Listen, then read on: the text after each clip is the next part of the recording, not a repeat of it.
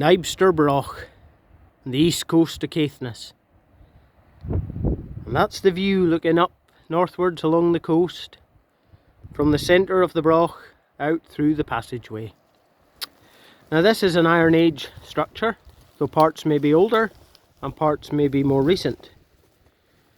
But there's quite a bit of walling remains here, so it's an interesting site to visit.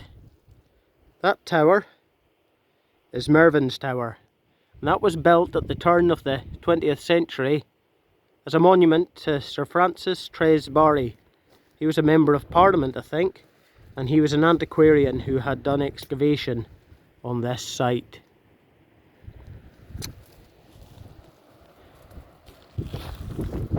We'll go out through the passageway.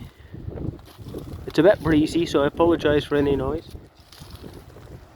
Now I've walked along here today from the harbour at Keys, but there's a car park much closer, and then it's around 500 yards or so along a good path to visit the Broch here. We'll go up this wee, I don't know, is this a spoil heap or something? We'll go up here and we'll maybe get a view down into the chamber of the Broch.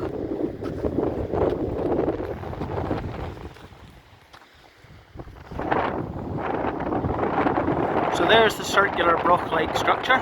Would have been much taller at one time, of course. But there are other outbuildings or defences around here. And the site sits on a wee headland. That's Sinkler's Bay, Noss Head in the distance. So wide open views out over the North Sea, and certainly a defensive position, I would say.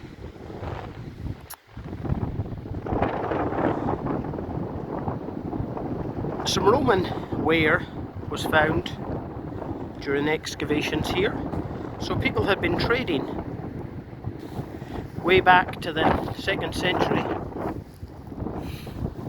and it makes you think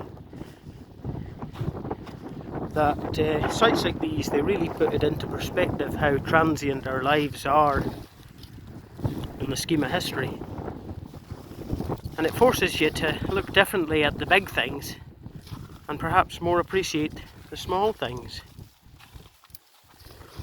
We're talking of closing the borders of the country, and yet people were trading centuries, thousands, millennia ago.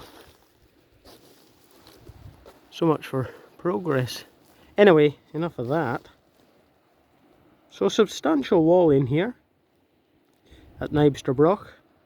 An interesting site, worth a visit. I find the cairns more interesting than the Brochs, but that's a personal thing. There's plenty to see here.